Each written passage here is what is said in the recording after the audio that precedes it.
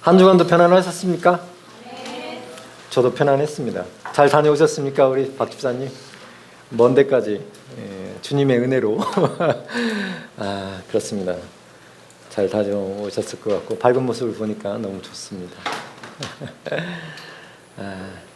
저도 잠깐 휴가를 내고 고향에 다녀왔습니다. 부모님 뵙고 또 아버님 목욕도 시켜드리고 뭐 특별한 게 또 한 가지가 있었는데 그거는 이제 저희 어머님 얘기입니다. 저희 어머님이 부처님도 좋고 하나님도 좋고 저희 가서 이제 늘 말씀드리니까 또 누님이 예배 드리자 그러면 또 예배도 드리고 그런데 나는 의리를 지키겠다고 자꾸 그러셔가지고 근데 이번에 이제 가끔 지난번에 이제 내려갔을 때도 이렇게 저희 유튜브를 좀 소개시켜 드렸었어요. 그래서 이번에도 좀 자꾸 까먹으세요. 이렇게 누르는 것을 잘 연세가 드시니까 이걸 80이 넘으시니까 이걸 잘 못하세요. 그래서 제가 좀 눌러드리고 소리를 키워드리고 귀도 좀 어두우시고 제 거를 좀 틀어드렸어요. 그랬더니 크게 틀어놓고 들으세요. 1시간 내도 아들이 뭔 얘기하나 이렇게 들어보시는 거죠. 도대체 교회를 조금 섬긴다고 하는데 도대체 아들이 뭔 얘기하나. 여러분 자녀들이 어디 가서 뭐 이렇게 1시간 이렇게 뭘 한다 그러면은 궁금하잖아요. 들어볼 것 같아요. 부모 입장에서. 그래서 제 걸 열심히 들으시더라고요. 1시간 내도 크게 틀어놓고 뭔 얘기 아들이 뭔 얘기하는가 이거 하나 다 들어보셨어요. 하나님께서도 우리를 이렇게 뭔 얘기하나 우리가 또 부모님이 자녀를 이렇게 뭐 하나 이렇게 들여다보듯이 관심이 있으니까 본인은 이제 이렇게 하나님을 적극적으로 이렇게 예수님을 완전히 영접하지 못했어도 아들이 뭐 하나 이렇게 들어보는 거예요. 참 우리 제가 옆에서 이렇게 보고 신기했어요. 제 걸 또 들었어요. 옆에서 크게 이렇게 틀어놓고 하시는 거를. 다 들으시고 1시간 내동 들으시면서 너 공부 많이 했다 이렇게 얘기하셨어요. 공부한 게 아니고 하나님의 말씀을 이렇게 하고 어머니 보시기에는 제가 1시간 내동 혼자 얘기를 하니까 잔뜩 뭔가 공부를 많이 해가지고 이렇게 사람들 앞에서 얘기한 걸 찍어서 본인도 들으시고 그 어머니 수준에서 그러더라. 그래서 저도 이렇게 참 마음이 그랬어요. 근데 가만히 계시다가 이제 사이트를 알려드렸더니 집사람 걸 이렇게 들었어요. 집사람 걸. 저희가 자주 찾아뵙지 못했어요. 근데 늘 마음은 옆에 있지만 이렇게 하나님의 말씀을 가끔 영접도 시켜드리고 여러 번 따라오셨고 저희 교회도 한번 유인교회도 오셔서 치유집회 때도 오셔서 하시고 근데 또 그때뿐이고 그런데 이번에 또 집사람 걸 딱 들으시더니 다 들으세요. 며느리는 뭔 얘기를 하나 유튜브에 있는 우리 편집도 다 해주시고 막 이러잖아요. 많은 분들이 이렇게 협력해서 촬영도 하시고 편집도 하시고 이거를 누군가 듣고 있다는 거, 들을 수 있다는 거. 그래가지고 집사람 걸 또 한참 다 들으셨어요. 며느리는 뭔 얘기하나 다 들으시고는 대단하다 이렇게 얘기하세요. 잘 모르시겠지만 말씀에 대해서 잘 모르시는데도 우리는 영적인 존재잖아요. 어머님도 영이시니까 영적으로 이렇게 들으시고 대단하다 이렇게 얘기하시고 너희들이 뭘 하는지 알겠다. 그러더만은 또 제 거를 또 다른 걸 또 한 시간을 또 들으세요. 이게 또 집사람 거를 또 다른 걸 1시간을 계속 들으세요. 그래서 제가 이번에 내려갔는데 어머님이랑 같이 옆에서 이렇게 자기도 하고 근데 뭐 두 편을 다 들으셨어요. 말씀이 이제 이렇게 어머님 안에 역사하실 것입니다. 우리가 무엇을 먹느냐죠. 아까도 말씀에서 나왔잖아요. 말씀을 계속 우리가 고백하고 검은 양을 먹일 거냐 흰 양을 먹일 거냐 우리가 뭘 계속 듣고 듣는 것이 나오니까 우리 속에서 우리가 계속 어떤 걸 들으면 여러분도 이제 그 NCW든 뭐 NCM 유튜브에서 계속 들으시면 저도 제 걸 제가 모니터링 가끔 해요. 듣는데 제가 깜짝 놀랄 때가 있어요. 내가 이런 말을 했나? 한 시간 내동 이렇게 얘기를 했구나. 그래서 깜짝깜짝 놀랄 때도 있어요. 우리가 무엇을 듣느냐입니다. 그래도 하나님의 말씀에 이렇게 우리가 누구인지 또 우리 안에 어떤 것이 있는지 또 이걸 가지고 무엇을 할 수 있는지를 계속 듣는 거죠. 들으면 어떻게 될까? 어머님이 또 다른 유튜브를 뭐 들으시나 이렇게 제가 봤어요. 그랬더니 아들이 서운하게 한 거, 며느리가 서운하게 한 거 이거를 막 그런 유튜브 이렇게 막 들으시고 가끔 서운하다고 말씀도 하시고 이게 무엇을 듣느냐죠. 자기가 이런 뉴스를 계속 유튜브를 들으면 그런 생각을 하게 되고 그런 영이 그런 말들에 이렇게 휩싸여 가지고 생각도 그렇게 되고 말도 그렇게 나온다는 거죠. 그래서 왜 이렇게 불만이 많으신가 봤더니 그런 걸 자꾸 들으세요. 하나님의 말씀을 우리가 계속 들으면 어떻게 되겠어요? 하나님의 말씀을 얘기하겠죠. 하나님의 말씀을 생각하고 우리가 해야 될 일이 그거구나 이런 생각을 또 내려가서 이렇게 했어요. 참 소중한 경험입니다. 그래서 아버님 목욕도 좀 시켜드리고 그랬습니다. 쉼을 갔다 왔습니다. 쉬고 왔어요, 저도. 그래서 이제 어제는 또 그 결혼식이 있어가지고 그 친구 아들이 이렇게 결혼한다고 그래가지고 광주까지 갔다 왔습니다. 고향이 전주인데 또 광주까지 가서 제가 얘기했어요. 친구야, 내가 너무 멀어가지고 못 갈지도 모르겠다. 오랜 친구니까. 그랬더니 기대를 안 했는데 제가 가니까 너무 반가운 얼굴을 해주더라고요. 뭔데 여기까지 왔다고. 근데 자기 아들, 딸을 다 소개시켜주고 아들이 그 친구를 닮았어요. 그래서 그 하나님을 우리가 닮았구나. 우리가 지금 육신적인 어머니 아버지를 닮기도 하지만 우리의 영은 정말 하나님을 닮았겠구나. 하나님을 신성한 존재인데 신성한 하나님의 생명을 가진 그런 본성을 가진 자가 우리 영 안에 그런 하나님의 것이 있겠구나 이런 생각을 했어요. 그래서 아버지를 많이 닮았어.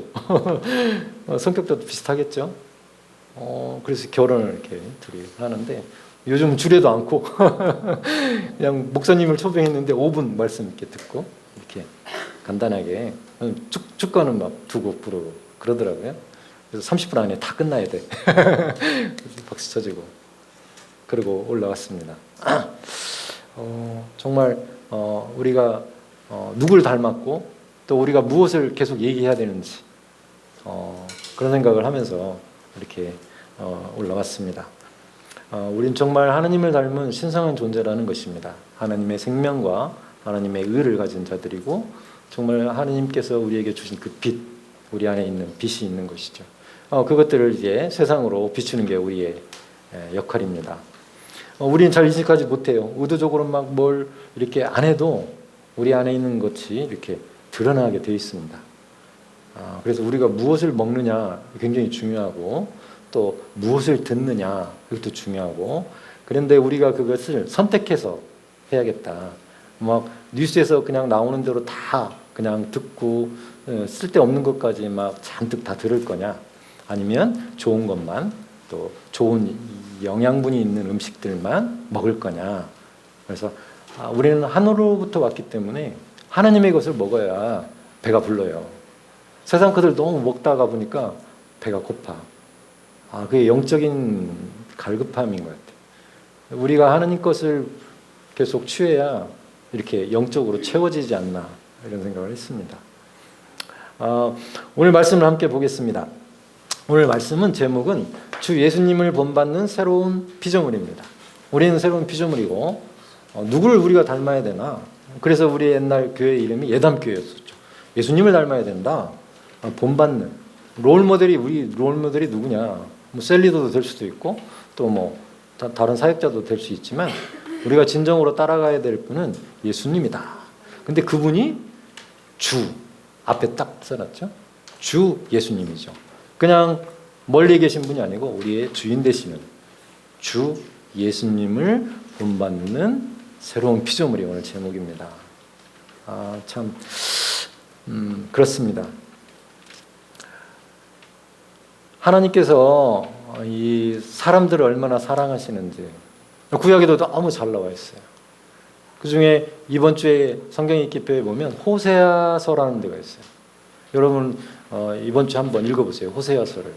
지금 오늘 이번 주는 7장까지 읽는 때입니다. 그래서 제가 그 7장까지를 여러 번 읽었어요. 이 호세아는 기원전, 그러니까 예수님이 오시기 전 700년 전에 살았던 대략 그때 사람입니다. 이스라엘과 유다 이렇게 나눠져 있을 때 그 왕들을 겪었던 그 선지자죠. 선지자 때 구약에서도 이렇게 하나님의 사랑이 드러나는 부분들이 있습니다. 놀랍습니다. 오늘은 호세아서 1장 2절을 제가 한번 읽어보겠습니다. 여호와께서 처음 호세아에게 말씀하실 때 여호와께서 호세아에게 이르시되 너는 가서 음란한 여자를 맞이하여 음란한 자식들을 낳으라. 놀랍습니다. 이 나라가 여호와를 떠나 크게 음란함이니라 하시니. 이 장면을 처음 제가 성경을 말씀을 읽을 때 이해할 수 없는 부분 중에 하나였어요. 처음에는. 근데 차츰 제가 영적으로 성장하고 또 좀 하나님을 좀 더 알게 되면서 이 부분들을 이해할 수 있었다고 말씀드립니다. 음란한 여자를 맞이해가지고 음란한 자식들을 낳으래요. 이 호세아는 하나님은 주인이시고 호세아는 종입니다. 근데 주인이 시키는 대로 다 해야죠. 자기는 음란한 여자하고 결혼하고 싶지 않다 하더라도 하나님께서 그렇게 하라고. 이 사람의 인생도 있을 텐데 선지자로서 이 세상에 왔지만 이 사람이 인간적으로도 자기 인생이 있을 텐데 하나님께서 명령하십니다. 놀랍습니다. 그런데 이 호세아는 거기에 순종하죠. 순종합니다. 본인은 자기 인생은 하나님 거라는 걸 알고 있는 거고 하나님이 보내서 이 땅에 선지자로 왔다는 것도 알고 있기 때문에 하나님께 순종합니다. 여러분에게 남자분들 여기 계시지만 음란한 여자하고 결혼해서 음란한 자식을 낳으라 그러면은 그렇게는 못 하겠는데요. 다른 건 또 좀 해도 요건 좀 곤란합니다. 이렇게 얘기하실 분이 많이 있을 거예요. 그러나 이 선지자는 거기에 순종합니다. 하나님의 깊은 뜻을 선지자가 다 이해는 못할 망정, 못할지라도 그래서 하나님께서 말씀하십니다. 하나님께서 이렇게 하신 데는 이유가 있는 것이죠. 보여주는 이스라엘 백성들에게 너희들이 이렇게 음란했다. 내 백성이고 내 안에 속한 자들이었는데 나를 떠나서 음란했다. 딴 데 가서 바람 피웠다. 그러는 것이죠. 우상을 숭배하고 나를 떠났는데 돌아오진 않는다. 그래서 내가 어떤 사랑의 대상이 있었는데 얘가 떠나고 돌아오질 않아요. 배신을 당한 거죠. 여러분 사랑의 배신을 드라마에도 많이 나오고 많은 얘기들을 하죠. 나를 배신하고 떠난 여인 그리고 바람 피운 여인, 음란한 여인. 근데 이 여인을 누군지는 모르지만 고멜이라고 성경에 나옵니다. 그 다음 구절에 고멜이라고 나오는데 이 고멜이라는 여성을 하고 결혼해서 거기서 태어난 자식이 음란하다는 것이죠. 그 음란한 여인과 결혼했기 때문에 음란한 자식이 날 수밖에 없다는 것이죠. 영적인 원리입니다. 거룩한 두 남녀가 결혼하면 거룩한 자녀들이 나올 수밖에 없는데 의도적으로 음란한 여자와 창녀와 결혼을 해서 음란한 자식들을 낳아라. 이게 이스라엘이 지금 하는 짓이 이와 같다. 그것을 보여주기 위해서 예표입니다. 그래서 호세아에게 그렇게 하라고 명령을 하십니다. 개인적으로는 조금 받아들이기 어렵지만 자기가 사랑하는 이스라엘 백성들의 현재 모습을 그들에게 보여주기 위해서 이렇게 하십니다. 굉장히 기쁜 뜻이 있죠. 그런데 더 어려운 걸 또 주문하십니다. 호세아 3장 1절 제가 다시 읽어보겠습니다. 여호와께서 내게 이르시되 이스라엘 자손이 다른 신을 섬기고 건포도 과자를 즐길지라도 여호와가 그들을 사랑하나니 너는 또 가서 타인의 사랑을 받아 음녀가 된 그 여자를 사랑하라 하시기로. 시키는 대로 뭘 할 수는 있어요. 결혼도 할 수 있고 애교도 낳을 수 있어요. 지금 이 호세아가 아들 둘하고 딸을 낳았어요. 그건 억지로 할 수 있겠어. 그런데 사랑하라고 하는 것은 또 다른 문제입니다. 우리가 정략 결혼도 하고 막 이렇게 뭐 드라마에 보면 나오잖아요. 부모가 시켜가지고 어쩔 수 없이 원하지 않은 결혼을 하기도 합니다. 옛날에는 그랬어요. 아버지끼리 뭐 약혼을 해놓고 자식 뭐 결혼을 그러고 정략 결혼을 하기로 하고 뭐 자식을 낳으라고 또 이렇게 낳을 수도 있습니다. 하지만 나를 배신한 여인을 사랑하라고 합니다. 사랑하라고. 이건 굉장히 어렵습니다. 여러분 한번 생각해 보십시오. 나를 배신하고 떠나고 바람피웠던 여인을, 음란한 여인과 결혼해서 자식 낳는 것도 힘든데 그 여인을 사랑하라고 얘기하십니다. 이 하나님의 사랑을 엿볼 수 있습니다. 이 예표입니다. 예화. 그 어떤 본보기죠. 나는 그런 너한테 내가 지금 그런 여인을 사랑하라고 한 것은 내가 지금 그 심정이다, 그런 것입니다. 하나님의 심정이 나를 떠난 이스라엘 백성들이 나를 떠나 우상을 숭배하고 나를 배신해서 떠났지만 그 이스라엘 백성들을 사랑하기로 내가 결심을 했다는 뜻입니다. 그래서 이 호세아에게 그것을 보여줘라, 이스라엘 백성들에게. 그래서 너가 그 사랑해라, 음란한 여인을. 굉장히 어려운 걸 주문하셨는데 그걸 보여주시기 위해서, 하나님의 사랑을 보여주시기 위한 것입니다. 하나님의 사랑은 이와 같습니다. 구약에서도 이렇게 하나님의 사랑을 우리가 이 부분을, 말씀을 묵상하면서 느낄 수 있어요. 저는 이 부분을 읽으면서 정말 하나님의 사랑이 어떤 건지. 여러분 배신 당해보셨어요? 또 뭐 보증을 잘못 썼거나 또 아니면 누구를 철석까지 믿었는데 이 사람이 나를 배신하고 떠나는데 그 사람을 사랑하라고 말씀하십니다. 이거는 하나님의 그 아가페 사랑이 아니면 할 수 없는 것이죠. 그런데 우리는 하나님으로부터 거듭난 사람들입니다. 예수 믿으면서 우리들에게 그 하나님의 아가페 사랑을 오늘 말씀하십니다. 한번 잘 생각해 보십시오. 이런 여인을 사랑할 수 있을까? 저한테도 이런 상황이 생기면 과연 할 수 있을까? 이런 생각을 해봅니다. 그런데 호세아서 11장 8절에는 또 나오죠. 에브라임이여 내가 어찌 너를 놓겠느냐? 이스라엘이여 내가 어찌 너를 버리겠느냐? 내가 어찌 너를 아드마같이 놓겠느냐? 어찌 너를 스보임같이 두겠느냐? 내 마음이 내 속에서 돌이키어 나의 긍휼이 온전히 불 붙듯 하도다. 하나님의 그 사랑과 긍휼이 불타듯이 꺼지지 않는다는 뜻입니다. 막 불 붙는 듯한, 뜨거워서 어떻게 이렇게 주체가 안 돼. 그와 같다고 말씀하세요. 그래서 우리를 사랑하셨어요. 죄인 되었을 때. 하나님을 떠났어요. 그게 죄라고 그러죠. 하나님을 떠난 걸 죄라고 그래요. 근데 그 죄인이었을 때 우리를 사랑하셨다는 거죠. 그러니까 우리가 음란했을 때, 우리가 하나님을 떠나서 우상을 숭배할 때, 세상 것에 너무 빠져 있을 때, 예수님을 몰랐을 때조차도 그때 하나님께서 우리를 사랑하셨다고 얘기합니다.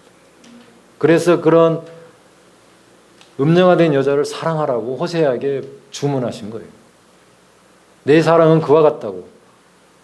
불붙는 긍휼이 호세아를 통해서 이스라엘 백성이 알았으면 좋겠다고 말씀하시는 것입니다. 그래서 나를 떠난 이스라엘 백성들을 다시 사랑하고 싶다. 그들을 다시 돌아오게 하고 싶다. 나에게로, 하나님께로. 이게 하나님의 뜻이었습니다. 그래서 얼마나 고민이 많으셨을까. 그들을 용서하고 그들을 다시 돌아오게 했으면 너무 좋겠다. 하나님이 그 큰 사랑이 조금이나마 느껴집니다. 호세아서 1장 10절에는 이렇게 나옵니다. 그러나 이스라엘 자손의 수가 바닷가에 모래같이 되어서 헤아릴 수 없고 셀 수도 없을 것이며 전에 그들에게 이르기를 너희는 내 백성이라 백성이 아니라 한 그곳에서 나를 떠났기 때문에 배신했기 때문에 내 백성이 아니야 너희들은 이제 이렇게 말하는 그곳에서 그들에게 이르기를 너희는 살아계신 하나님의 아들들이라 할 것이라. 호세아를 통해서 말씀하십니다. 먼 훗날 얘기를 하세요. 구약에서는 하나님의 아들들이 없었어요. 그런데 내가 하나님의 백성들을 이렇게 내 백성으로 출애굽하고 그들을 보살폈는데 그들이 나를 배신하고 떠났어요. 그런데 이제 그들을 셀 수 없이 많게 할 것이며 내 아들들을 만들겠다고 말씀하세요. 내 아들들을 만들겠다고. 내 백성을 만들겠다고 말씀하지 않으시고 나의 본성을 가진 나와 닮은 그런 존재, 신성한 존재, 작은 신들, 하나님의 아들들을 만들겠다고 호세아를 통해서 말씀하세요. 참 놀랐습니다. 하나님의 사랑은. 나를 떠난 존재들을 이제 백성이 아니라 내 가족으로 데려오게 하겠다고. 하나님의 사랑은 이와 같습니다. 그래서 예수님을 이 땅에 보내셨어요. 이 땅에. 가장 독생자, 하나님의 아들, 사람들을 위해서 자기 아들을 이렇게 희생시키셨어요. 왜? 그를 믿는 자마다 하나님의 아들들을 만들려고, 하나님의 아들들을 만들려고 그를 이 땅에 사람으로 보내셨어요. 신인데, 아들 하나님인데 사람의 몸을 입고 이 땅에 태어나게 하셨고, 이 땅에 죽기까지 십자가와 장사됨과 부활을 통해서 그의 사랑을 보여주셨어요. 참 놀랍습니다. 이걸 생각할 때마다 하나님의 사랑이 얼마나, 사람들을 향한 그 뜨거운 사랑이 얼마나 대단한지, 우리들을 향한 사랑이, 우리가 예수 믿게 된 게 거저된 것 같은데 이 하나님의 사랑으로부터 시작된 것이구나. 예수님의 헌신으로부터 시작된 거구나. 이거를 너무 뼈저리게 느낍니다. 다음 슬라이드 보십시오. 하나님께서 원하는 것은 정말 인애, 긍휼, 사랑, 제사보다, 또 하나는 번제보다 하나님을 아는 것을 더 원하신다고. 내 사랑을 좀 알아줬으면 좋겠다고. 나와의 관계가, 자녀와의 관계가 정말 좋았으면 좋겠다고. 부모님께 뭘 대단한 걸 해드리는 것보다 부모님과의 관계가 더 중요하듯이 하나님과의 관계가 우리에게 더 중요하다는 것이죠. 그분을 아는 것이, 그분의 사랑이 얼마나 대단한 것인가를 우리가 깨닫는 것이, 하나님의 성숙한 자녀들로서, 어린아이들은 잘 모를 수도 있습니다. 영적으로 어릴 때 이제 막 거듭난 사람들이 어떻게 하나님의 그 큰 사랑을 절실히 알 수 있겠습니까? 하지만 조금씩 성장하고 있는 우리들은 하나님의 사랑을 좀 더 우리 안에 더 계시되어져야 되고, 하나님의 사랑을 더 많이 깨달아야 되고, 더 많이 알아야 될 것 같습니다. 예수님이 이 땅에 오셨습니다. 다음 슬라이드 주십시오. 말씀을 읽다가 잠언을 읽다가 이런 구절이 있는 거 여러분 아십니까? 다 같이 한번 읽어봅니다. 집과 재물은 조상에게서 상속하거니와 슬기로운 아내는 여호와께로서 말미암느니라. 너무 좋은 말씀이죠? 우리가 어떤 재산이나 집은 조상으로부터 물려받을 수 있어요. 하지만 사람은 물려받을 수 없어요. 그런데 이 슬기로운 아내는 하나님으로부터 온대요. 여러분이 그냥 스스로 결혼한 것 같지만 하나님께서 이렇게 붙여주시지 않으셨으면 그 슬기로운 아내가 우리의 아내가 될 수 없고, 여기서는 단순히 아내뿐만 아니라 배우자를 얘기하는 것입니다. 슬기로운 지혜로운 남편, 슬기로운 아내, 이 소중한 배우자는 하나님으로부터 말미암았다고 성경에 되어 있습니다. 여러분은 배우자분을 저도 마찬가지긴 한데 좀 더 존중했으면 좋겠습니다. 존중. 왜냐하면 하나님으로부터 왔다고 말씀하시지 않습니까? 슬기롭다고. 저도 최신전도들 어떻게 만났는지 모르겠어요. 뭐 안 싸웠다 그런 뜻이 아닙니다. 항상 치고받고 해도 이게 어디서 왔는지, 존귀한 자가 어디서 왔는지 서로 좀 부족하다고 느낀다 할지라도 그것이 하나님으로부터 왔다 그러면은 다시 생각을 다시 해야 됩니다. 이 슬기로운 아내는 여호와께로부터 말미암았고, 또 지혜로운 남편 또한 하나님으로부터 왔다는 것을 믿으시기 바랍니다. 너무 좋은 말씀입니다.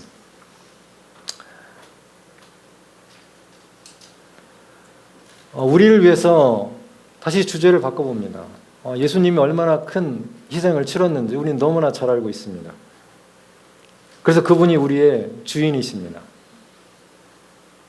그분의 피의 어떤 값어치 때문에 우리가 다시 살게 되었다는 거죠. 우리의 영이 다시 살아나는 것입니다. 그래서 새로운 생명을 얻게 된 거죠.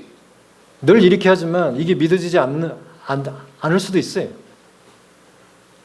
우리가 새로운 존재가 됐다는 것이 자꾸 안 믿어질 수도 있어요. 하지만 사실입니다. 사실이에요. 그분 때문에 우리가 새로운 존재가 됐어요. 완전히 다른 존재가 된 것이죠. 그래서 우리의 주인이 우리 같지만 값을 주고 사셨기 때문에 주인은 그분입니다. 우리가 이걸 자꾸 망각합니다. 내가 믿었기 때문에, 내가 영접했기 때문에, 내 어떤 의로 내가 하나님의 자녀가 된 것 같아요. 그런데 가만히 생각해 보면 우리가 한 일은 그냥 주님을 받아들였을 뿐입니다. 근데 예수님이 하신 일을 보면 너무 엄청나죠. 엄청납니다. 그래서 그분이 우리의 주인이라는 거예요. 우리가 거듭나서 우리가 이 땅에 이렇게 살고 있지만 혼을 가지고 있고 육체 안에 살고 있지만 우리는 영적인 존재죠. 그래서 우리의 존재는 예수님으로부터 말미암았고 예수님 거라는 것입니다. 우리 자꾸 까먹어요. 내 것 같기도 하고 우리 자녀가 우리 것이 아니듯 우리는 주님 거지 우리 것이 아닙니다.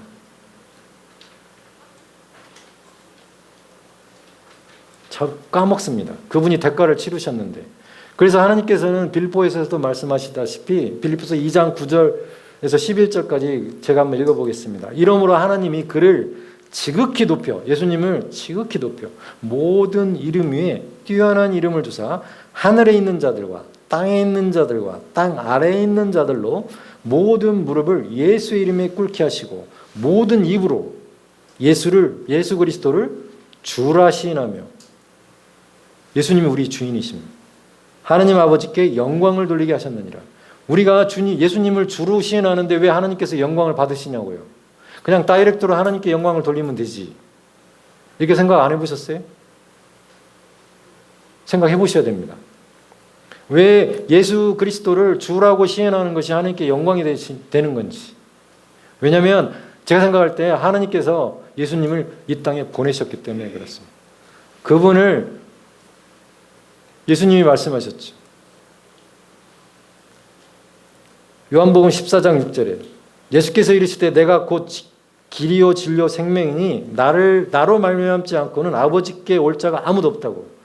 하나님께서는 어떤 통로를 마련해 놓으셨는데 예수님을 통하지 않고서는 받지 않겠다 그런 뜻입니다. 예수님을 주로 신뢰하지 않는 사람들의 말은 그 영광은 내가 받지 않겠다 그런 뜻입니다.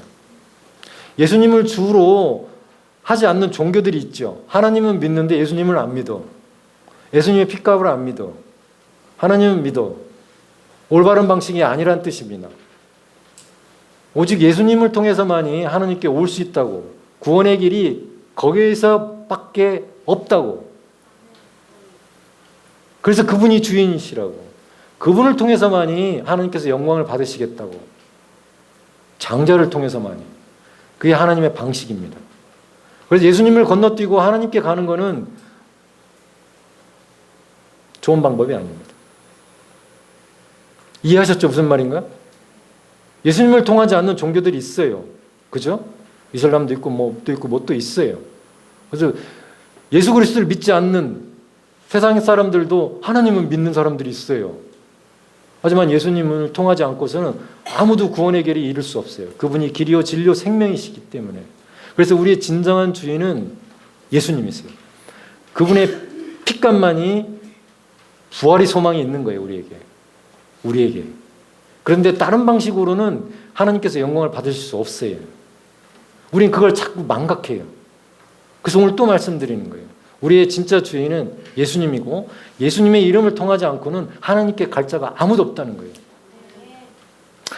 예를 들게요. 어린아이가 자기 아버지가 회장이야. 그래서 비서를 거치지 않고 맨날 회장님을 들락거려요. 지금 회장님이 굉장히 중요한 회의를 하고 있는데 어린아이가 비서를 통하지 않고 회의실을 맨날 문을 열어요. 되겠어요? 안 되겠어요? 안 되죠. 왜죠? 영적으로 어리니까. 어리니까 아버지하고 관계는 알겠어. 근데 그냥 막무가내예요. 좋죠. 아버지도 우리 아들과 딸이 그냥 막 들어도 다 좋아요. 그런데 여기서 말하는 건 성숙한 아들들을 얘기하는 거예요. 휴어스들을 얘기하는 거예요. 그렇게 해도 관계는 형성이 돼요. 하지만 성숙하게 되면 이제 아버지가 회의를 하고 있다는 걸 알고 있어요. 중요한 일을 하고 계시다는 걸 알고 있어요. 그래서 비서를 거쳐서 들어가요. 그게 성숙이에요. 예수님을 통해서 오라고 했으면 예수님을 통해서 가야 돼요. 예수님의 이름으로 기도해야 돼요.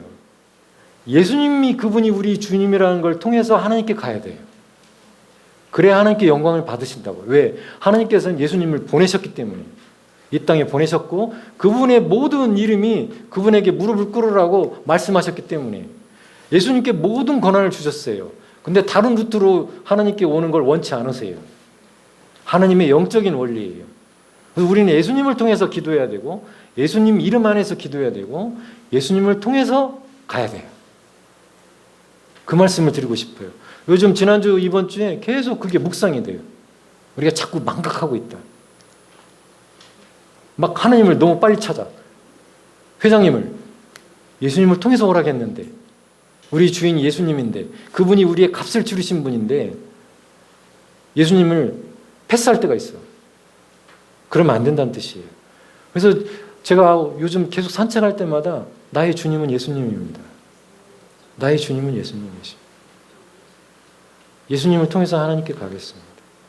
그래서 하나님께서 영광을 받으실 것입니다.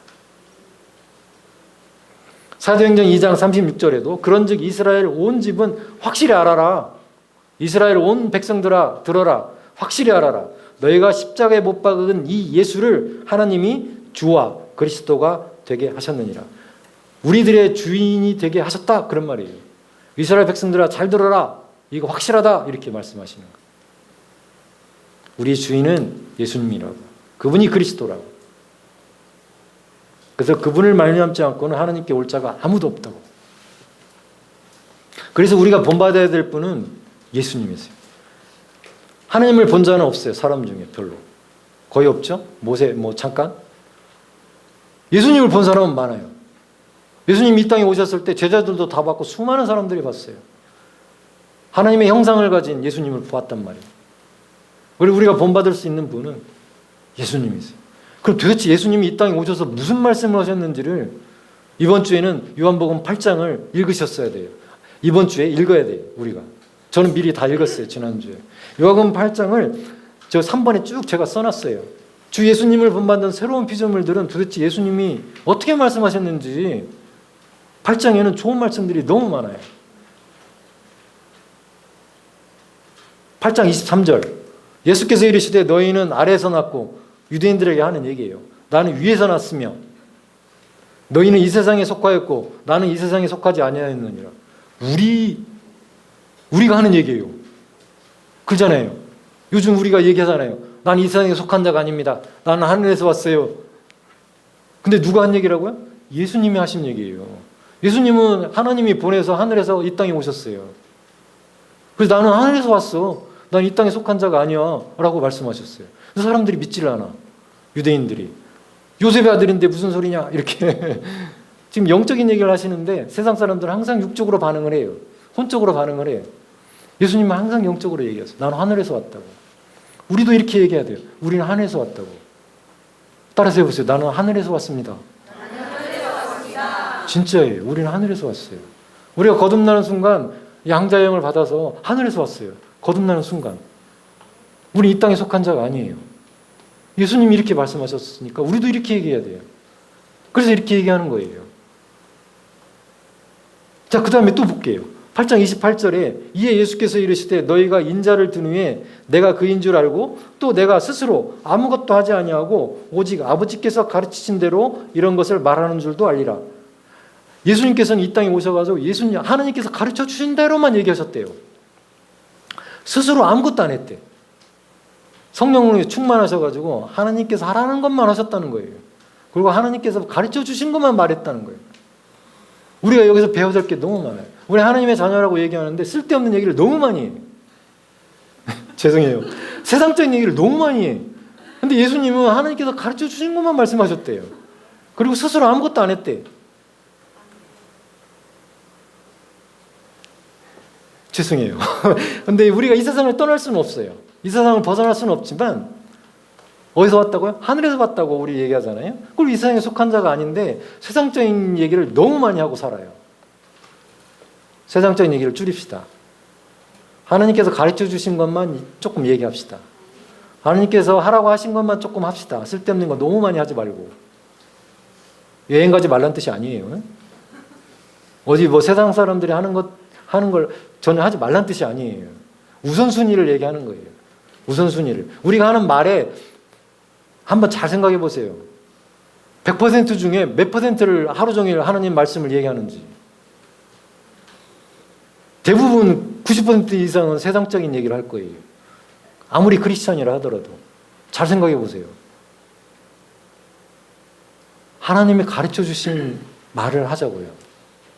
쉽지 않아요. 저도 쉽지 않아요. 하지만 그렇게 하라고 예수님이 말씀하셨어요. 본인도 그렇게 하신대요. 그러면 하나님께서 뭘 가르쳐 주셨는데 성경에 다 나와 있어요. 이렇게 하라고. 고백지도집에 다 나와 있어. 그리고도 모르면 성령께서 다 알려주셔. 이런 말을 하라고.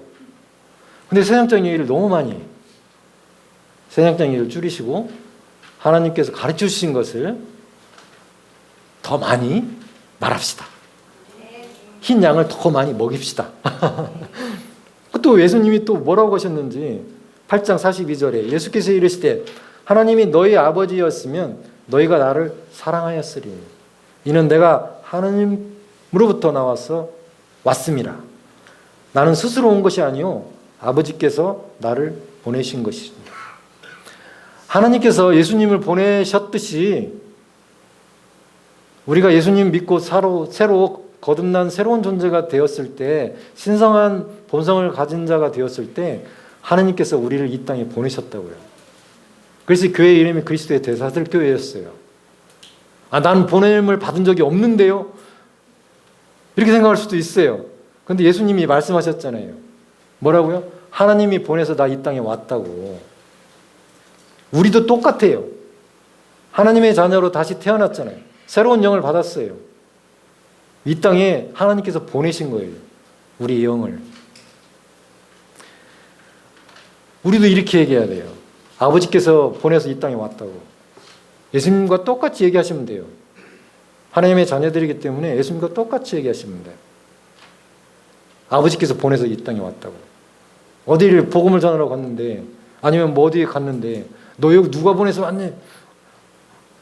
아버지가 보내서 왔습니다. 네 아버지가 누군데? 하늘에 계신 분이 보내서 왔습니다. 그건 이제 미쳤다고 하죠. 세상 사람들은 미쳤다고 할 겁니다. 하지만 우리의 적재성은 그거예요. 하나님이 보내서 왔다고, 여기에. 그게 직장이 됐든 가정이 됐든 무슨 일을 하든 간에 하나님이 보내서 왔다고. 예수님처럼 그렇게 얘기해야 돼요. 왜냐하면 우리는 하늘에 속한 자이기 때문에, 하나님께 속한 자이기 때문에 그렇게 얘기해야 돼요. 예수님이 하신 말씀을 잘 들어봐요. 그러면 우리가 무슨 말을 해야 되는지 이 요한복음 8장에 너무 잘 나와 있어요. 8장 47절 하나님께 속한 자는 하나님의 말씀을 듣나니 너희가 듣지 아니함은 하나님께 속하지 아니하였음이로다. 어떤 사람한테 복음을 전했는데 이 사람이 안 들어. 죽어도 안 들어. 그럼 그 사람은 하나님께 속하는 사람이 아닐 수도 있어요. 여기 와 다 앉아 계신 분들은 하나님의 말씀을 다 듣고 와서 앉아 계신 분들이에요. 그럼 우리는 어디에 속했다고요? 하나님께 속한 자라고요. 하나님께 속한 자들은 하나님의 말씀을 듣는데요. 하나님으로부터 온 자들은 하나님의 말씀을 거부하지 않아요. 우리 하나님의 말씀을 거부하는 자들이 아니에요. 그런데 세상 사람들은, 하나님께 속하지 않은 사람들은, 유대인들은 예수님을 죽이려고 했어요. 그래서 예수님이 나는 하늘에서 왔는데 왜 너희들이 하나님에 속했다면 나를 사랑했을 거야. 근데 나를 죽이려고 하는 거 보니까 너의 아비는 마귀야. 이렇게 딱 말씀하세요. 예수님을 믿는 사람들을 핍박하고 죽이고 멸망시키려고 하는 사람들은 그 아비가 하늘에 속한 분이 아니에요. 마귀에게 속했겠죠. 하나님의 말씀을 잘 듣는 사람들은 하나님께 속한 자예요. 어떤 사람이 복음을 전했는데 그 사람이 잘 듣는다. 그러면 그 사람은 하늘에 속한 자예요. 이렇게 해보시면 알아요. 하나님 예수님에 대해서 얘기하고 복음을 전해보세요. 그 사람이 어디에 속했는지 알 수 있어요. 사실이에요. 왜냐하면 하나님께 속하지 않는 자들은 하나님의 말씀을 들으면 화가 난대요.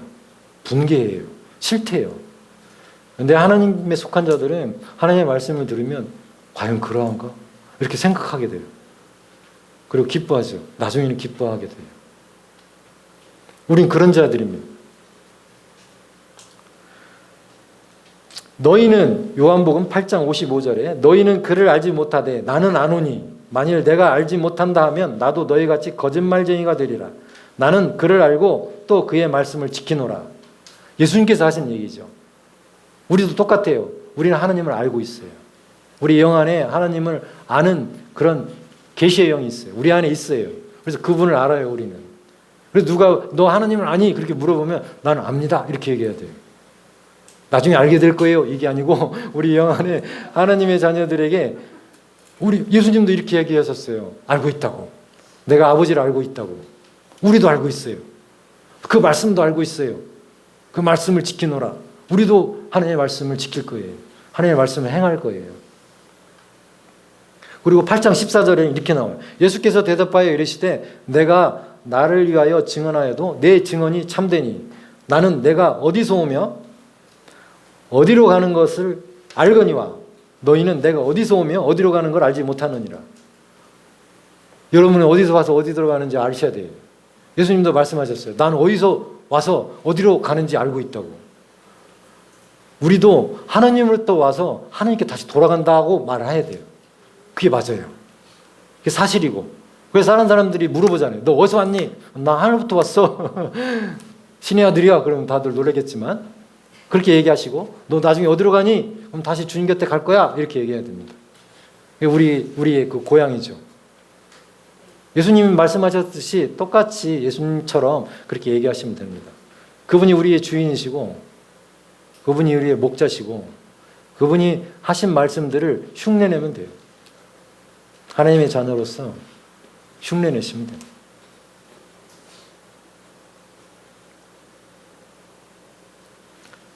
시편 101편 6절에는 여호와가 우리 하나님이신 줄 너희는 알지어다. 그는 우리를 지으시니요 우리는 그의 것이니 그의 백성이요 그의 기르는 양이로다. 구약에서는 이렇게 얘기할 수밖에 없었어요. 지금 우리는 어떻게 바꿔야 되냐면 예수님 때문에 우리는 예수님 거예요. 예수님 핏값 주고 산 사람들이에요. 이렇게 얘기해야 되는 거죠. 우리는 그분의 백성이고 그분이 기르시는 양이라고. 우리는 그분 거라고.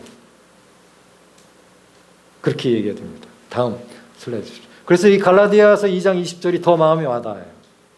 우리는 수도 없이 이 말씀을 읽었지만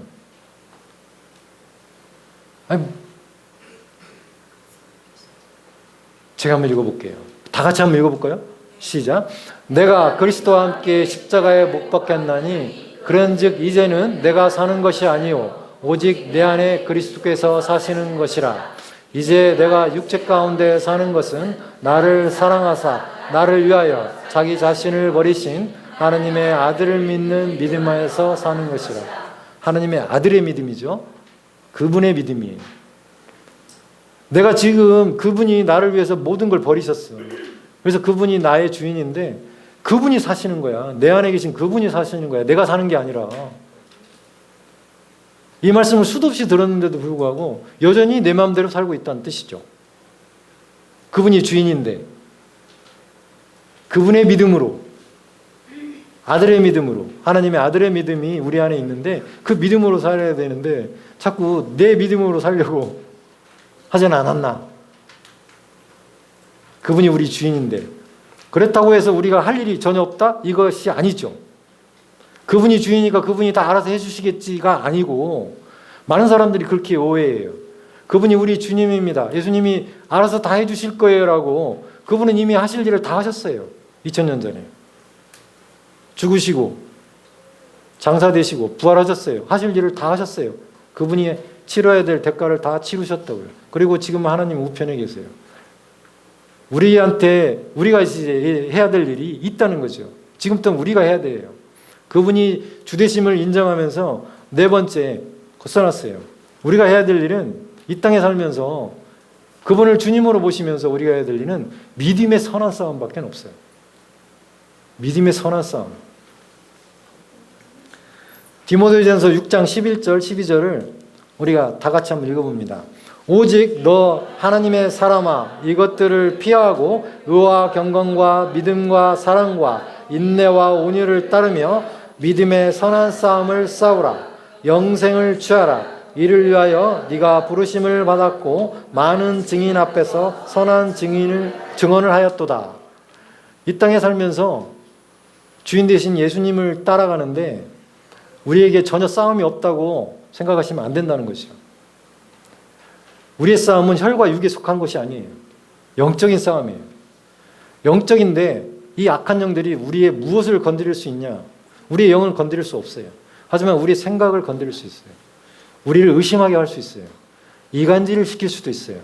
분노를 일으키게 할 수도 있어요. 육적으로 우리의 몸을 건드릴 수도 있어요. 하지만 우리의 영을 건드릴 수는 없죠. 우리 믿음의 선한 싸움은 영의 싸움이 아니에요. 우리의 영은 온전하기 때문에 혼과 육에 대한 싸움이에요. 계속 영과 이 혼과 육과의 전쟁이에요. 끊임없는 전쟁. 왜? 이 혼과 육은 아직 온전하지 못하기 때문에 사단이 건드릴 수 있는 부분들이에요. 그래서 그들과 함께 끊임없는 전투가 평생 해야 되는 거예요. 평생 믿음의 선한 싸움을. 사단이 건드리는 것들과 끊임없이 싸워야 된다고요.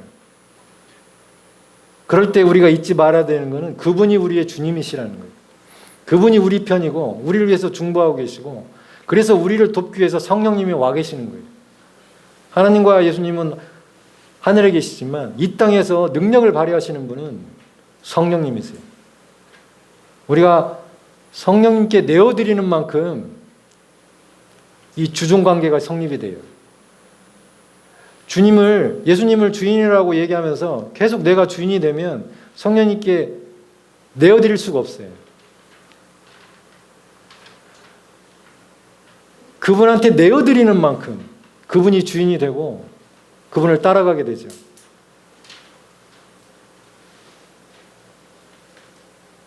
그분께 더 많이 내어드려야 돼요. 그리고 믿음의 선한 싸움을 계속해야 되고 그러다가 주님 곁에 가는 거예요. 정도 차이는 다 있을 수 있어요.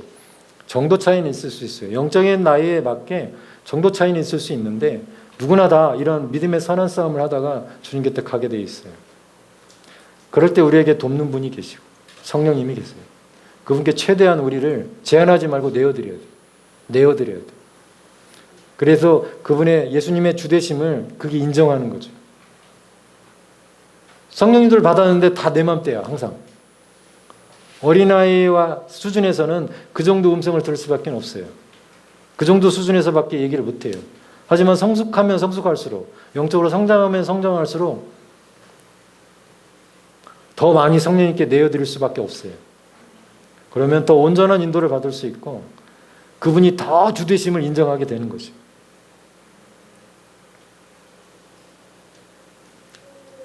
뜬금없지만 다음 슬라이드 주십시오.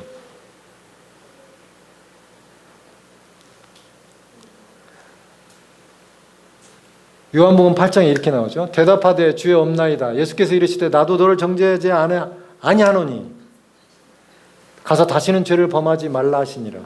가늠한 여인에게 주님께서 말씀하세요. 나도 너를 정죄하지 않는다. 우리 주위 사람들한테 혹시 자기도 모르게 정죄할 수도 있어요. 그죠?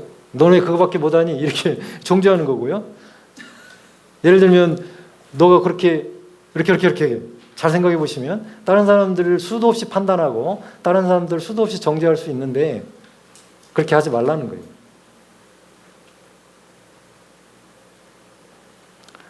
영적인 싸움이죠. 믿음의 선한 싸움입니다. 다음 주십시오. 말씀을 보다가 제가 깜짝 놀랐어요. 이게 과부 얘기를 하다가 향락을 좋아하는 자는 살았으나 죽었느니라. 향락을 좋아하는 자. 살았지만 죽어 있다고 성경은 얘기하고 있어요. 하나님의 자녀들이 하나님의 것을 생각하고 말하고 듣고 하지 않고 세상적인 거죠. 향락을 좋아하는 건 세상적인 겁니다. 세상적인 쾌락이죠.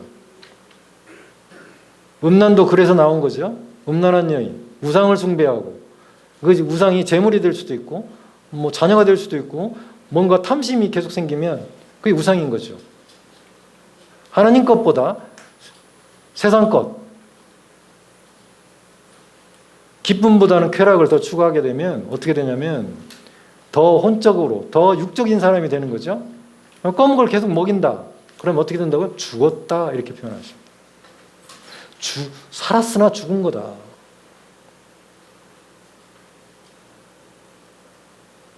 그렇습니다. 우리는 하늘로부터 온 자들이고 하나님의 신성한 성품을 받은 자들입니다. 그래서 하나님의 말씀을 조금 더 묵상하고 또 하나님의 것을 더 생각하고 더 말하고 주야로 늘 수시로 매번 세상을 떠날 수는 없어요.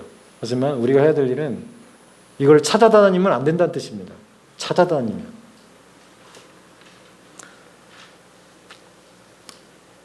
그렇습니다. 그렇게 할 때 다음 마지막 슬라이드입니다. 다윗을 묵상합니다. 역대상에 이렇게 나와요. 이번 주 읽어보십시오. 12장 22절에 그때 사람이 날마다 다윗에게로 돌아와서 돕고자 함에 큰 군대를 이루어 하나님의 군대와 같았더라. 다윗이 어떤 사람이길래 그 사람한테 이렇게 사람들이 돕고자 모였는지. 계속 모이죠, 사람들이. 하나님의 사람들이기 때문에, 사람이기 때문에. 하나님으로부터 기름 부음 받은 자죠, 다윗도. 그런데 그를 돕기 위해서 사람들이 모였다고 합니다. 근데 군대가 되었다고 얘기합니다. 근데 그 군대를 뭐라고 표현하냐면 하나님의 군대라고 표현합니다. 교회는 하나님의 군대입니다. 그래서 깃발이 있죠. 구약에서도 막 깃발, 진영이 움직이면 깃발이 움직입니다. 우리 교회도 군대입니다. 군대죠. 교회는 군대입니다. 하나님 이렇게 표현하세요. 군대라고, 큰 군대라고. 하나님의 군대라고.